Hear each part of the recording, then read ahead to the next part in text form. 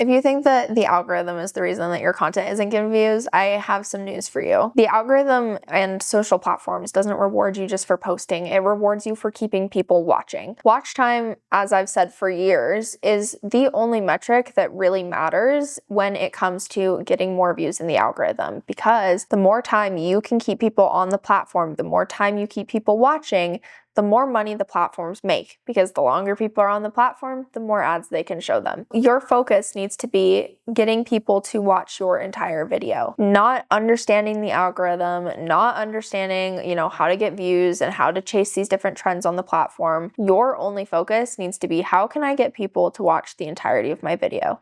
That is your only focus. This goes for every single platform. It doesn't matter if you're posting on LinkedIn, TikTok, Instagram, YouTube. The key metric that you need to focus on increasing is watch time. This is what tells the algorithm that your video is actually worth watching and is worth showing to more people, and is therefore going to help them make money by keeping people on the platform for as long as possible. So with that, more watch time equals more visibility, which ultimately is going to equal more leads and more sales for you. My clients are able to generate millions in revenue because they know to focus on watch time rather than chasing trends and worrying about what the algorithm is doing. I also see a lot of people peddling lies about likes to view ratio and things that don't really matter. Again, watch time is the only thing that you need to pay attention to. If people don't watch the entirety of your video, you have nothing. If you've ever wondered why certain creators seem to just come out of the woodwork and blow up overnight, where some people that have been creating for years and years and years, even people like yourself, feel so stuck, it's not about luck, it's not about pleasing the algorithm, it's about psychology. Because psychology and understanding it is the only thing that you can ultimately control when it comes to your marketing. If you understand how to tap into certain psychological principles that will keep people watching, then you are going to increase your watch time and therefore increase the views that you are getting across platforms.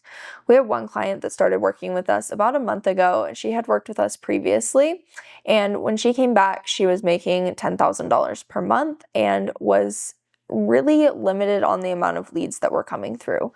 With one video, she was able to bring in 39 leads of people wanting to work with her. And this just goes to show that this watch time principle lends itself to a lot more than just getting views. It's also going to get people to convert and buy if you understand, again, the psychology of what keeps people watching, because those same psychological principles are also what is going to trigger people to make a purchase decision. I very often see people say that the video that they spent tons and tons of time on got no views, while the video that they pumped out in 30 seconds because they got a hit of inspiration did so much better. And what a lot of people want to tell you is that, oh, it's because it's more organic or it felt more real in the moment, more authentic. It has nothing to do with any of those things, and chasing inspiration can only get you so far. The reason that these short pieces of content do so well that you spend less time on is typically because you are actually speaking in the words, using the language of the consumer. The content that you're spending tons of time on, you're trying to sound smart, you're using industry jargon, it's way too long and overpacked with information that isn't actually actionable. When you have these quick bits of inspiration and you are not spending as much time on the content, typically you are using the language of the consumer, and that's why those videos perform so much better. And again, when people are spoken to in their language and they understand what it is that you're talking about and they're able to self-identify with your content, it keeps them watching, so the watch time is high, so it gets more views. Instead of asking, how do I get more views? The correct question to be asking is, how do I get people to watch the entirety of this video? And you can really break this down into 3 different pieces, and I also call this the conversion equation. So what you are looking for first and foremost is to connect with a symptom that is currently coming up for people within their current reality. So it's something that they are dealing with on a day-to-day basis, not the problem, not the overarching jargony crap that you like to talk about. I'm talking about the thing that they're going to go, oh yeah, that's happening to me. Most people like to use really big words and try to sound smart, but what you need to do is hit home to the everyday frustrations that's coming up for your people. When you connect with those symptoms, what you're doing is you are, one, getting people to self-identify, and two, when you highlight which is the second piece, the gap is in their understanding that's causing that symptom, what you're doing is you're triggering a dopamine release, which is the neurotransmitter associated with reward and anticipation. And so what you're doing is you are creating a space where people are anticipating a payoff. They're anticipating solving this problem. And one dopamine hit is more than enough to keep people watching for 30 to 90 seconds. So you only have to do this once within the beginning of your video, and then you will keep them there for the entirety of your video as long as it pays off correctly and you don't keep repeating yourself over and over. So the second piece of this is that curiosity gap. So this is the aha moment that I mentioned. So what you want to do is connect for people, create kind of a diagnostic effect where you're connecting their current reality with what the actual problem is. And in doing that, you are highlighting what the gap in their understanding is that's keeping them stuck. So by creating that aha moment for them, that triggers that dopamine hit. And then the final piece of this is to trigger an emotion. So that emotion can be anything from excitement, controversy, validation, even anger or fear. You want to incite this emotion in a way that is going to drive action for them. So it's not enough for them to just feel rage or just feel fear or just feel excited.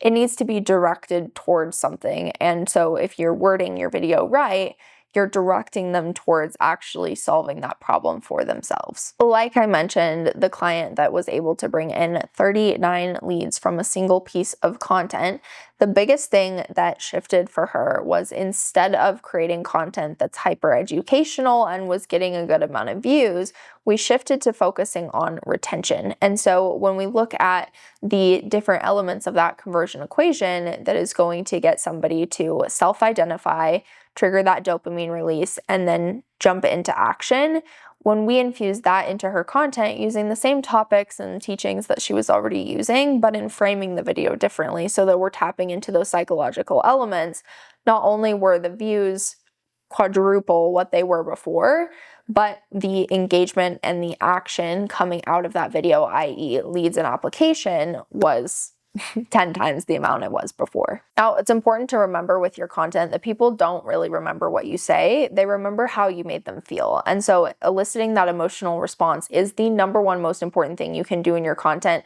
not only to have high retention when it comes to that individual video, but also to bring them to your account, get them to binge the rest of your content, and actually turn them into a client. Again, this works because watch time is driven by anticipation and curiosity, which is what that dopamine hit comes from. And in doing it this way, your content is going to activate people, not just educate them. So what I would have you do is look at your most recent 5 videos that you've posted. Look at the retention rate and the watch time of your video. Where are people dropping off? Where are you losing people? And I want you to go back and, with a fresh perspective, watch those videos and see what's happening around that time that people have dropped off. Did you already give them the information in the beginning of the video that you should have given them at the end?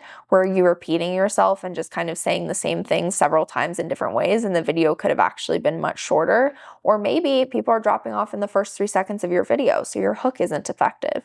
If you go back and audit and look at your most recent posts, you can pinpoint exactly what's happening there so that you can actually make those changes and move the needle rather than just trying to replicate other people's content that you see performing well. The next thing I would do is rewrite one of those videos using a hook that is going to create curiosity rather than just give people facts. So if you find yourself leaning into 3 tips for how to do this, or this is what I learned doing this, those are going to be less effective hooks than saying, this is the biggest mistake you're making that's causing this. Or if you're listening to people who teach you this, this is wrong. Or if you're experiencing this, this is actually why.